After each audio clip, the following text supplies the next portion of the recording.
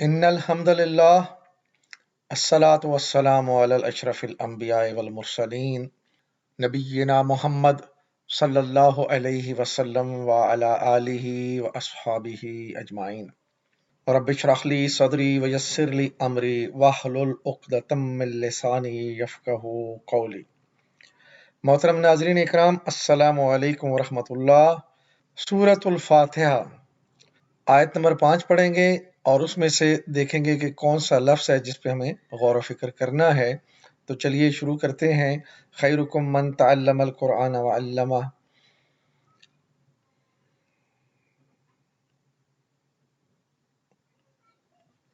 अऊज़ु बिल्लाहि मिनश शैतानिर रजीम।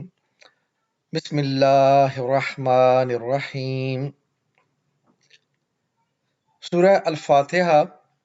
इय्याका नअबुदु व इय्याका नस्तईन। हम तेरी ही इबादत करते हैं और तुझ ही से मदद मांगते हैं।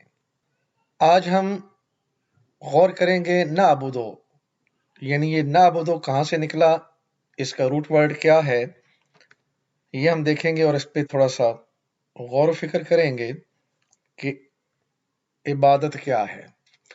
आबदा यानी नअबुदु का जो मादा है ऐन बा दाल, और इसका वाहिद जो फेल है माजी का आबदा, उसने इबादत की। बाब नसरा है। नअबुदु फेल मुदारे जमा मुतकल्लिम है, जिसका मतलब है हम इबादत करते हैं। आबदा उसने इबादत की, नअबुदु हम इबादत करते हैं, ये मुदारे का सीगा है।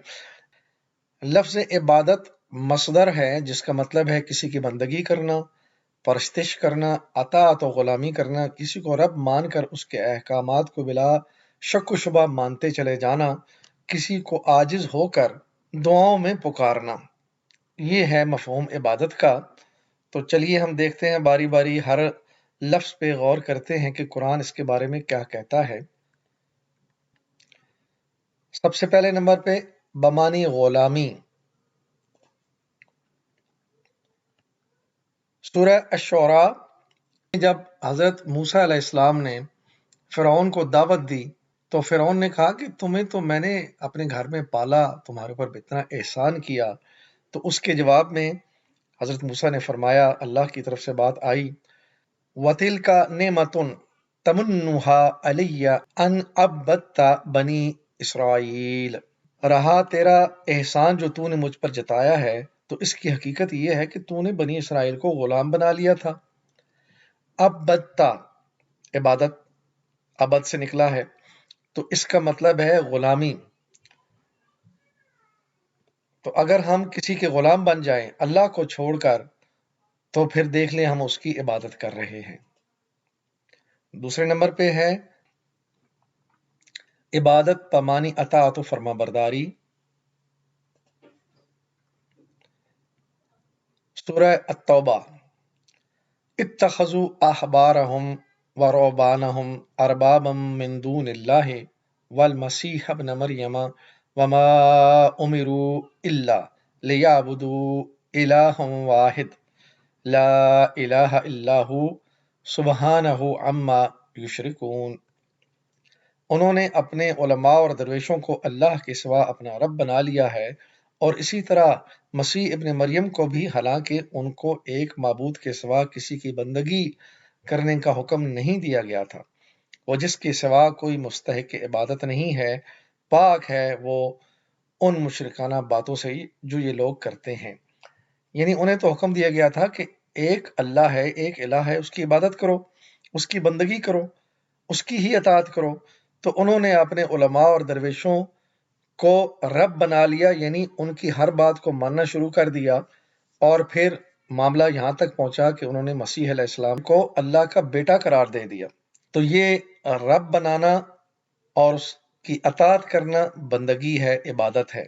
तो इसी तरह अगर हम अल्लाह के अहकामात को छोड़कर किसी दूसरे के अहकामात के पीछे चलेंगे, और वो हमें बताएगा कि दीन ऐसा है वैसा है, इस पे चलो हम जन्नत में ले जाएंगे, तो फिर देख लें हमने भी फिर उनको अपना रब बनाया है और फिर उनकी इबादत हो रही है। उसके बाद देखिए सूरह यासीन। अलम अहद अलैकुम या बनी आदमा अन ला ताबुदुश शैतान इन्नहु लकुम अदुव्वुम मुबीन व अनिबुदूनी हाज़ा सिरातुम मुस्तकीम।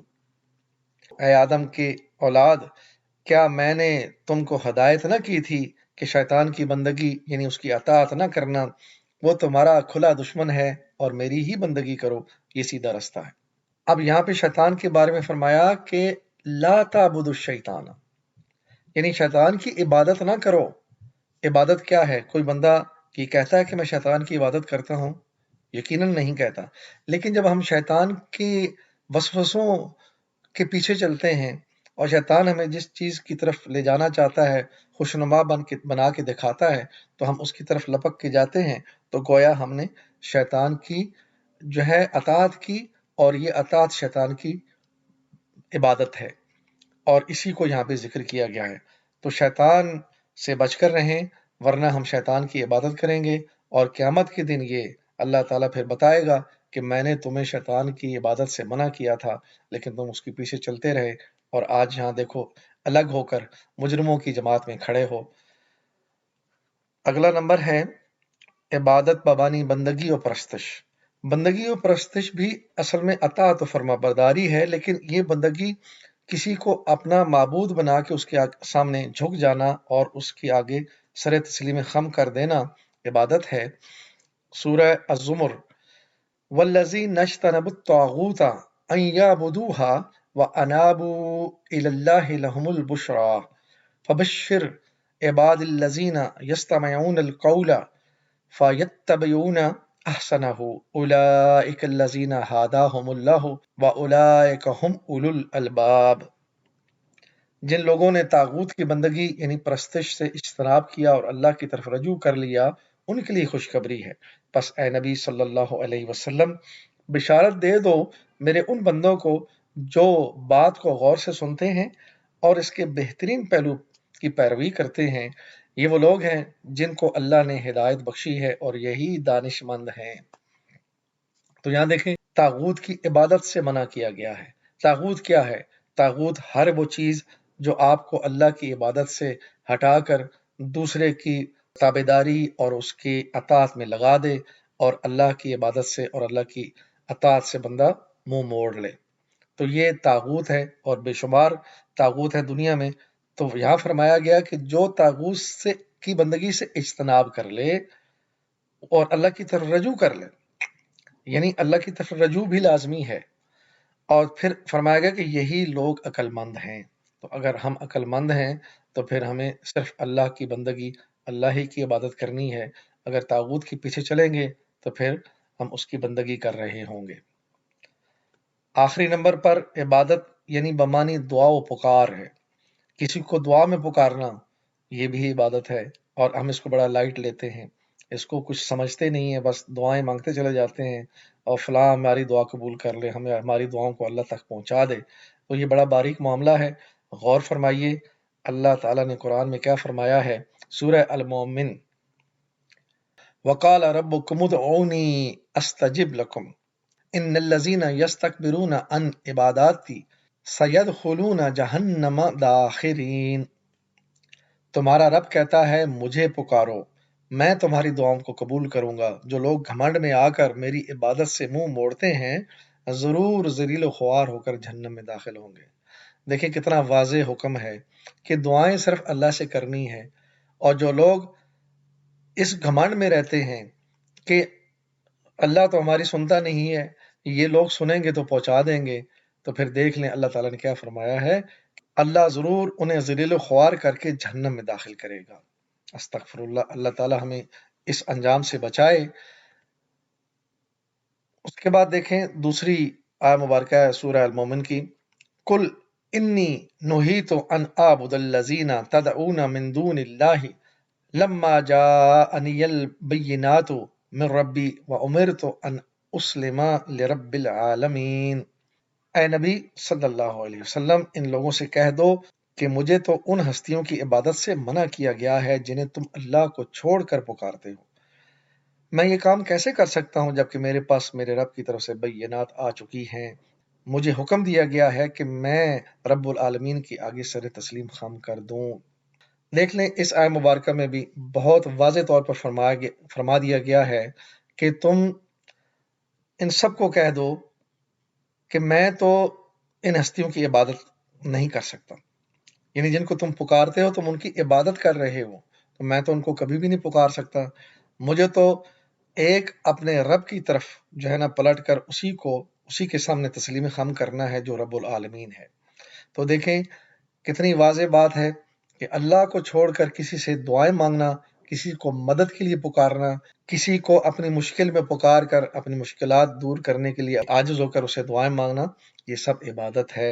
اور اگر ہم اللہ کو چھوڑ کر یہ کام کسی دوسرے کے لیے کر رہے ہیں تو پھر دیکھ لیں ہم اس کی عبادت کر رہے ہیں۔ اب دیکھیں عبادت کے جو سارے مفہوم پر ہم نے پڑھے ہیں، بمانی غلامی، اطاعت، بندگی اور دعا و پکار، یہ سارے کے سارے اللہ نے بعض جگہ پہ ایک ہی آیت میں ایک ہی مفہوم میں ڈال دیے ہیں۔